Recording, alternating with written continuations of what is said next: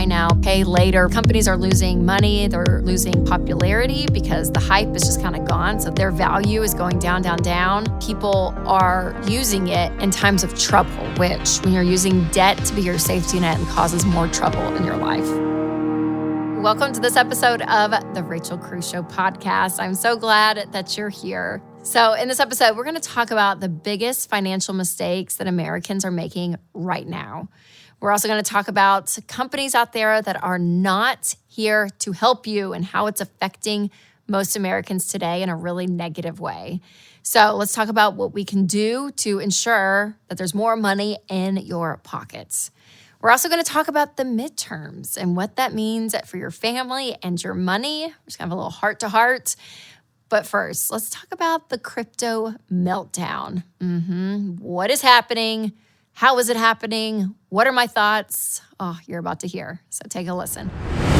All right, there's been lots of buzz happening around the old world of cryptocurrency. And I wanted to dive into it because people talk about this a lot. And I've had a stance on it, which my stance has always been, I'm not mad at it, but I don't think it's a great long-term investment until it proves itself. And so people got very mad at me, very mad. They're not happy with me, the fact that I was saying this. I'm like, sorry, y'all. And now, well, we're seeing a crypto meltdown. So we're going to talk about, hey, what has been going on and what can you do with your money to actually build wealth in the future? So if you're not familiar with cryptocurrency, I did a video about this. I'll put the link in the description so you can check it out. Okay, so what is the crypto meltdown? What is happening? Well, lots of things have been happening. Robinhood, which is a trading app, laid off 23% of its staff because of the crypto meltdown. And basically, crypto holdings have gone way down, way down, and the market is basically just crashing.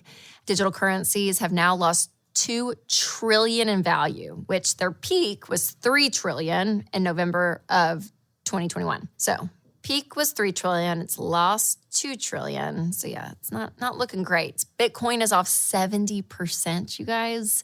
Several major crypto firms have filed for bankruptcy and even gotten into like this pyramid scheme that they found out. I mean, it's just crazy. And some of these companies that have filed for bankruptcy are Voyager Digital, Three Arrows, and Celsius. And now people are just talking about, yeah, this is the crypto meltdown or even the crypto winter. Will there be a spring? Crypto spring? We're not sure.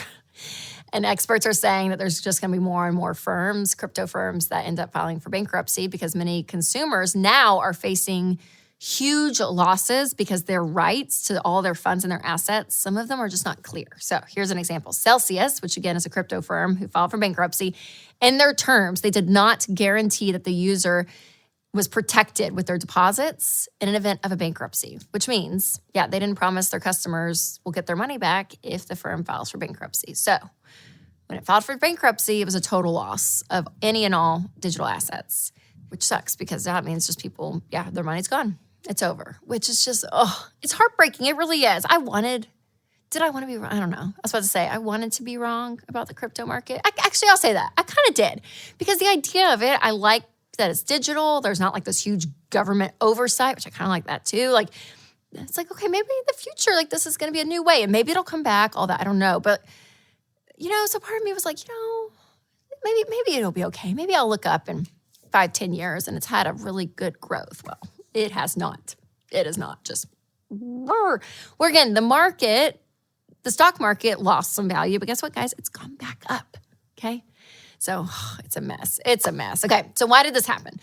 Why did the crypto meltdown begin? Why did it happen? Well, there's a couple of factors. A lot had to do with inflation, which caused the Fed to raise interest rates. And so stablecoin, not so stable anymore. Stablecoin, a type of cryptocurrency, was supposed to be equivalent to the US dollar, but it destabilized and collapsed.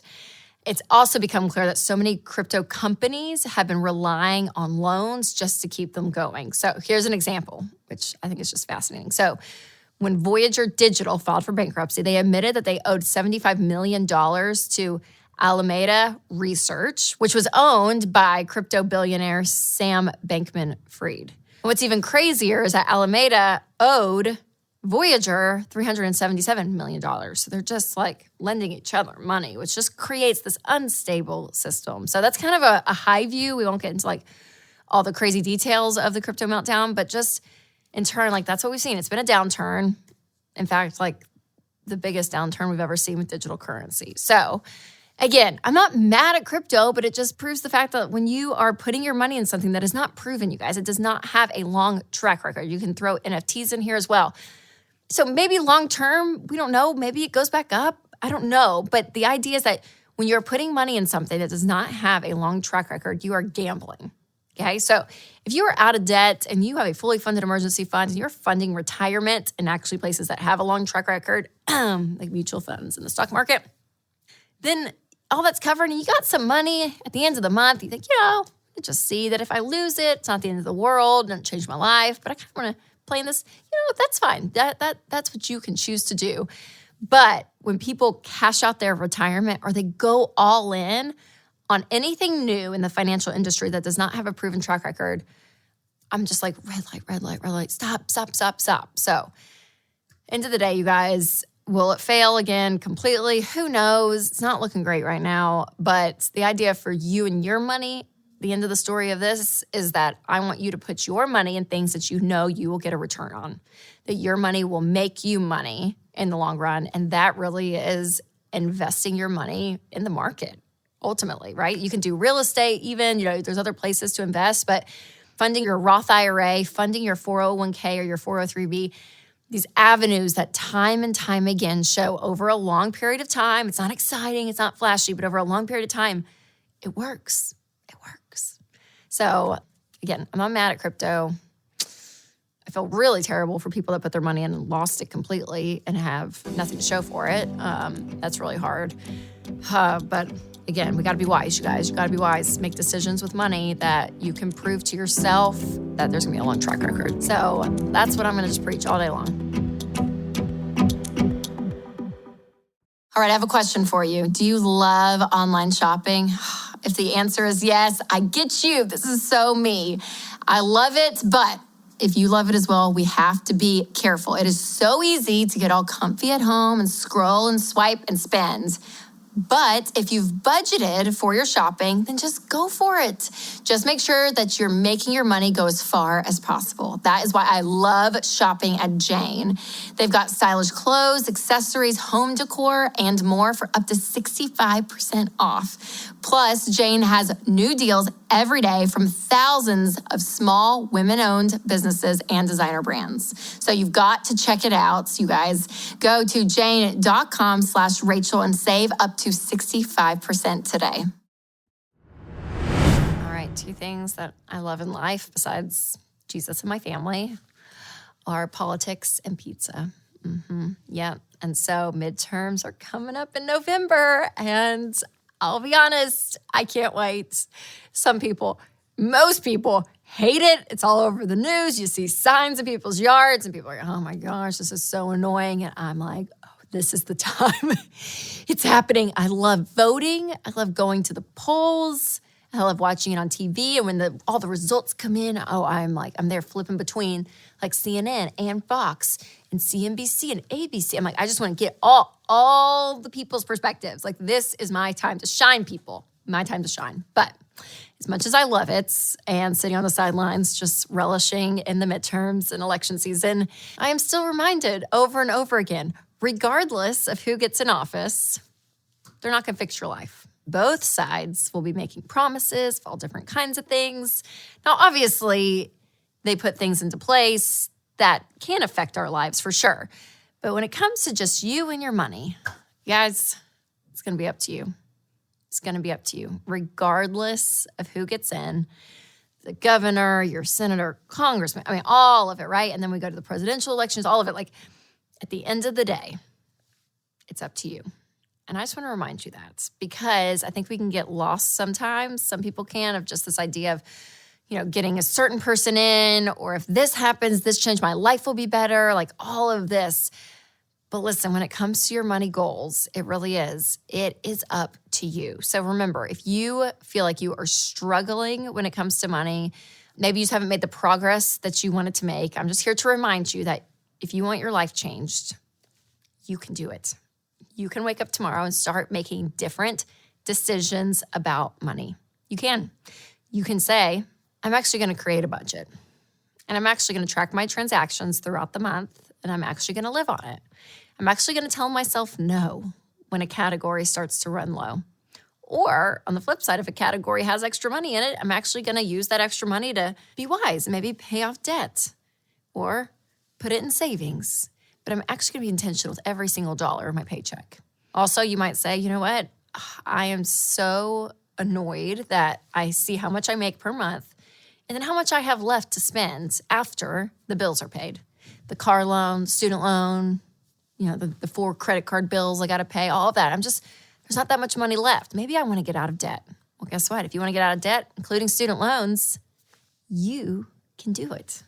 Up to you. Regardless of Washington, D.C., regardless of the White House or the Capitol. I do love the Capitol. I think it's a beautiful building, but it's not going to change your life. If you want to get out of debt, guess what? You can. You can start paying off that smallest debt first. And once that's paid off, you roll it over to the second smallest debt.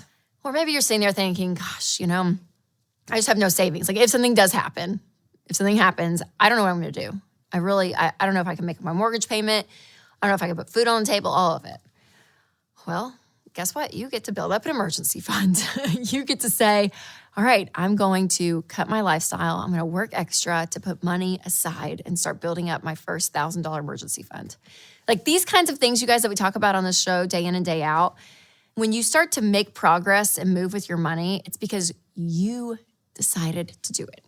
But it's up to you. It's up to you. So this is your friendly reminder during midterms. And a lot of people are going to tell you that they're going to make your life better. And if you elect them, everything will change for the better and that your life will be better. Well, your life is really only better, specifically with money, when you make it better. I'd say all areas, but this is about money. We're talking about money on the show, so that's what I'll stick with. But I think it's a powerful thing when you realize that you are the one that is in charge of your future and nobody else.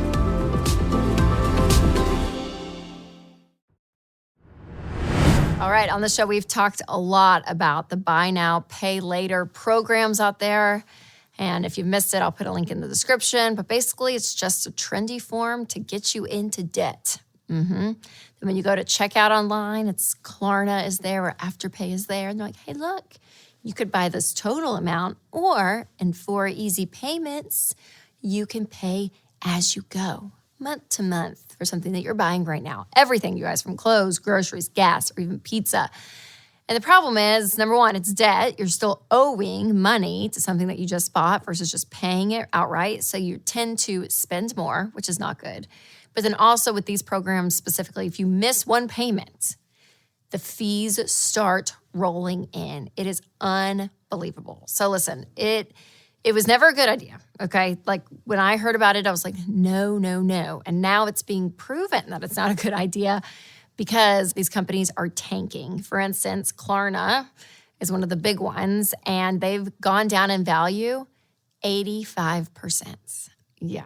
So the company was worth $45.6 billion a year ago, and now it's worth $6.7 billion. So, still a lot of money, let's be honest, but it has dropped so dramatically. And the hard thing is here, everyone's losing. So the companies are losing, but also people are losing because they're using these programs because of things like inflation, or they can't afford something. So what ends up happening is they think they can make the payments, and then when they can't and they miss the payments, so they owe so much more, you guys. They can charge interest and fees and all of it. So the companies are losing money. They're losing popularity because the hype is just kind of gone. So their value is going down. And again, people are using it in times of trouble, which when you're using debt to be your safety net in life, it causes more trouble in your life.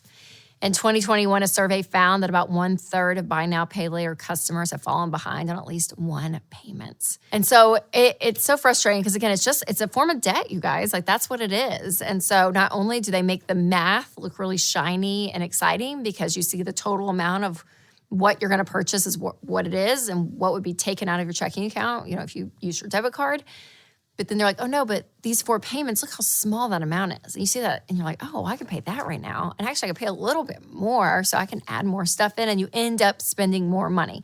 Because when you use debt, there's not an emotion attached. But when you're spending your money knowing that it is coming right out of your bank account, subconsciously you end up spending less. Now, I know times are so hard right now, right? Inflation has been the word of the year, and stuff is just, it's so expensive. It's so expensive. So people have fallen on hard times. And again, when you feel like you have no options and you're fearful and you're stressed, you're going to just jump at whatever feels easy. And that's always a warning flag to me. When something is just really easy in the moment, usually there's going to be long-term negative effects.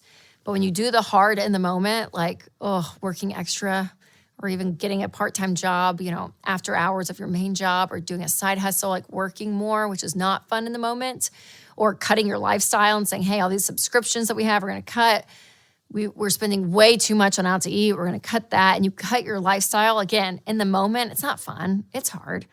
But later, in a month, 2 months, 3 months on the line, it gets easier because you have margin. So I would really encourage you, do the hard thing in the moment, because you're probably going to get better results later on. So there's some things to talk about though. When you feel like, gosh, there's this cool new thing, it's flashy and it looks awesome. I don't know whether it's cryptocurrency or buy now, pay later, but it's like in the financial space, there's always these new like little trends that pop up. But I just want to tell you, stay with the classics. Stay with the classics. Just think of a cardigan, timeless cardigan, fashionable. It could be a 20-year-old sweater. No one would know because it's just a classic cardigan versus the trends, You remember those terry cloth, juicy couture jumpsuits? Remember those? Those were trendy. Now it's like, oh my gosh, can't believe we wore those, but we did. So we're going to look at buy now, pay later. All these trendy things like that jumpsuit, that juicy jumpsuit. We're going to think, wow, I can't believe we did that one. But then you're going to look at that classic cardigan, timeless, living on a budget, living on less than you make, having a rainy day fund, timeless, just like the cardigan. So what's the moral of the story, people? Cardigans are great. Timeless money strategies are always going to work. The fads will come and go and usually take your money with it. So a couple of things. Remember, rule out debt. Just say, I'm not going into debt for things. Meal plan. Food is the biggest part of our budget that everyone busts, including the cruises. So looking and saying, here's a meal plan. Here's what we're going to have every night and of the week. Here's our lunches. Here's our breakfast. Like, we're going to know exactly what we're going to eat. We're going to just shop for those things and stick to it. Also, watch out for lifestyle inflation. This is tricky because it's like, we're going to just creep up this thing here. I'll just add that subscription here. And you look up, you're like, we are spending more money than we realized. Also, cut out anything that you don't need, that you don't use. Shrink that budget down. If you're going to go buy something, shop around. Do price comparisons at other stores to get the best value. Be smart, you guys. Be smart with your money to take you through this hard time that a lot of people are in. So the economy it's difficult, but buy now, pay later as a trend and as a service, it's not going to help you. In the brief moment, it may feel good, but it's not going to be good down the road. It's really not. And so you're the one that can change your financial situation. You have the power to do that. So say no to the buy now, pay later options and say yes to money in the bank. So share this with a friend that you want to warn to about the buy now, pay later programs. It's like a thorn in my flesh. Hate it. Hate it for people out there. Just the worst. All right, you guys, thank you so much for listening to this episode. And if you have not subscribed to the podcast, make sure to hit that follow button. And if the Spirit leads, you can leave a review. And as always, make sure to take control of your money and create a life you love.